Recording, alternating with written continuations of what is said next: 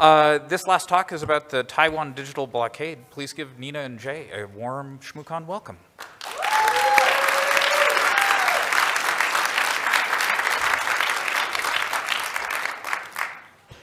All right, to hold to advertising, I am Nina, this is Jay.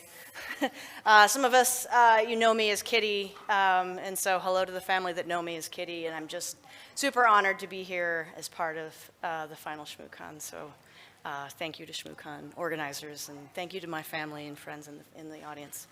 Okay, I'm just going to go real fast, all right? We only have 2 slides, so you don't have to spend all your time taking notes. And we can't say a whole lot, but we're happy to talk afterwards, all right? Okay, so we are Jay and Nina. We are 2 research professors at the U.S. Naval War College, and I am required to say we are here in our personal capacity. The opinions we express today are not necessarily those of the Department of Defense or the Department of the Navy. We have to say that every time we speak, and so I'm done saying it. Okay, so, and that's Ripley, and that's Asher, our Russian blues. Okay.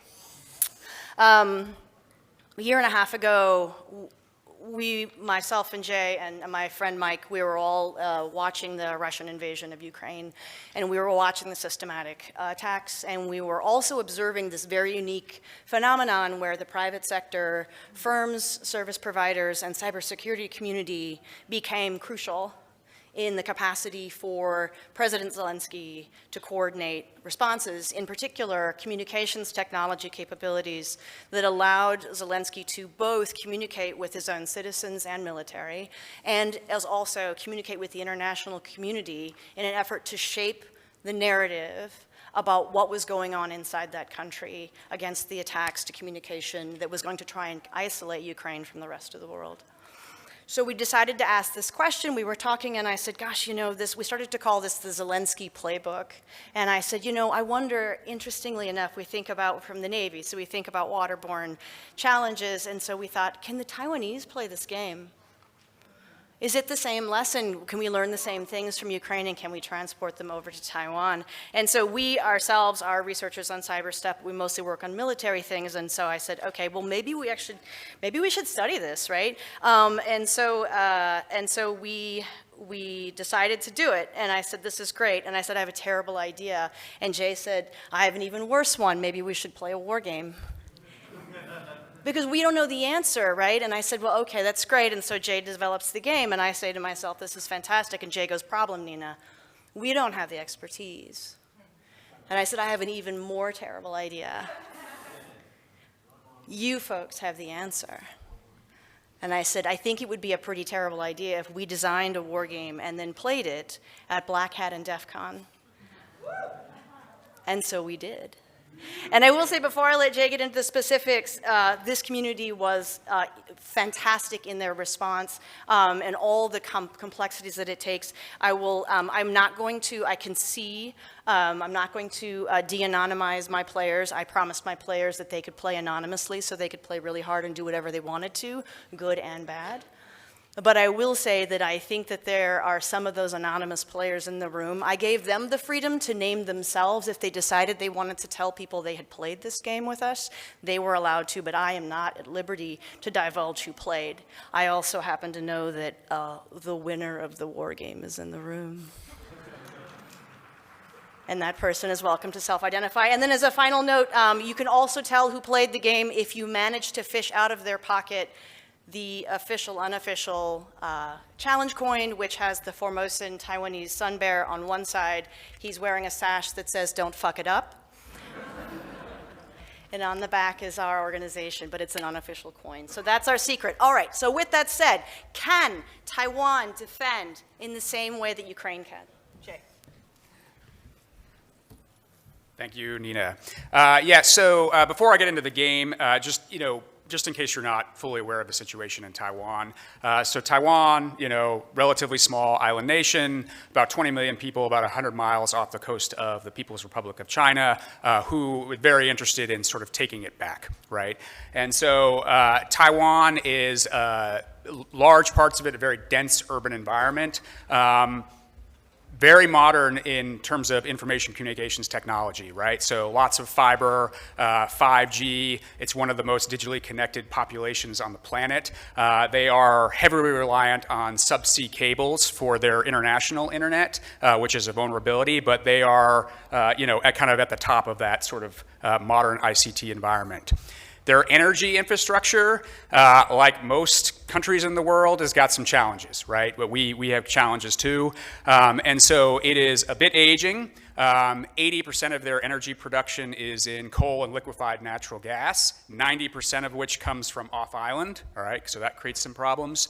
It is also a brittle system. A lot of the population centers are in the north. The energy production is kind of further south, and when they have typhoons or earthquakes and those types of things, they often have major blackouts because of power outages, sometimes affecting millions of customers, but also causing hundreds of millions of dollars in lost revenue from the manufacturing sector, right? And most people are familiar with the chip manufacturers, which are huge power hogs, but frankly, Taiwan has a ton of manufacturing, not just chips. It accounts for, basically 50% of their energy consumption, which is pretty high. So anyway, that's the general background. The game, right? So we played 2 iterations of the game, about 15 players each. The first time was in a very nice sort of business suite at the Cosmopolitan Hotel. It was awesome. The next one was on the DEF CON floor in the ICS Village, which I thought was going to be a complete shit show. We got through it. It was a shit show. It was a shit show. It was all good. It was just a little crazy. But anyway, so these 15 players, it wasn't like a red on blue situation. All the players represented essentially blue. They were divided into 3 teams based on their professional expertise, and they all represented basically advisors to the Taiwanese government. And what we said is we gave them a scenario, and this is kind of a small example of that. We had maps and some other things. But we gave them a scenario in 2030. We said, hey, the PRC is getting ready to attack. The first part of the scenario was they didn't use any conventional attacks. They just used cyber attacks, electronic warfare, and then sabotage, cable cutting and that sort of thing. And we played the game, and then they had a separate round where there were conventional attacks where they were actually, sort of shooting missiles and that sort of things, damaging electrical infrastructure. And so we said, okay, you've seen these 2 scenarios in 2030, you're transported back in time to today, and you have to sort of make recommendations in various areas for investment. Right? And the players, the teams did this, they presented their findings, and we had the players vote on which ideas they thought that were the best. They couldn't vote on their own, and that's how we established the winners. So it wasn't really Nina and I making the call, which is good. So what did we learn, right? So we learned some things that we expected, right? And we brought a bunch of technical experts into the room, and there were things we didn't expect that we learned as well. So the things that we thought we might hear, and we did hear, was sort of things they should buy, which I would call the cheap and the many, right? And so this is like buying lots of everything from ham radios to Raspberry Pi, sort of mesh-type networks, developing apps using Bluetooth that maybe can do sort of point-to-point communication if cell towers go out, things like using drones to augment cell towers and those types of things, all things you would expect, and sort of spread them far and wide throughout the communities so that if and when something like this was occur, they would be more resilient. Okay, and those tended to be the options that were voted for that sort of won the day.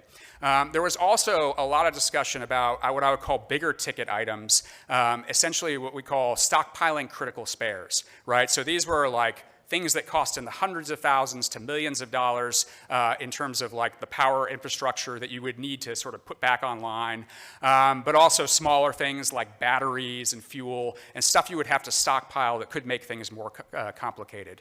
They also made recommendations like maybe they should have containerized data centers. Sometimes they suggested submerging them and other sorts of more interesting ideas, right? To sort of, if things go down, they can be rapidly repaired. But obviously those would be a lot harder to implement in the short term. So that was kind of what we expected. Probably one of the most interesting things for us, though, was what we didn't expect was how much time the players would spend on the social component. right? Thinking about the civilian population and how to prepare them for this fight that could be coming, right? And this was everything from like, government announcements about being better about cybersecurity and maybe, some extra education in school to forming full-on cyber corps or hacker corps where people are like, deep into these technologies, they're trained on all of them, they know how to repair them and sort of spread these people out throughout the community so that if you're cut off, these people can actually fix the stuff on the ground because obviously the government will be kind of stretched too thin to do that.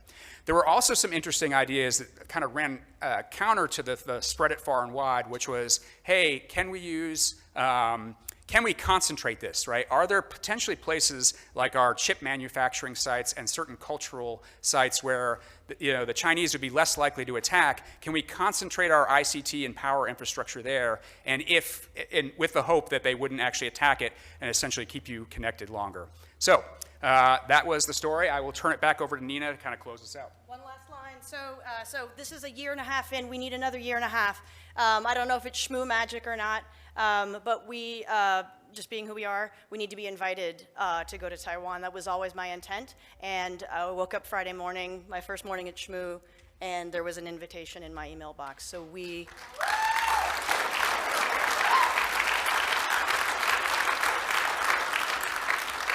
I need you. So I don't want to talk here, but my information is out there. We're going to go to lobby. We're going to sit out there for a little bit. If you have friends, if you know folks who are working, who are trusted, who are on island or in the area, who want to come and play and help us understand the landscape more concretely with real data, that's what I need next. And so I thank you all very much. I love you all, and have a happy ShmooCon.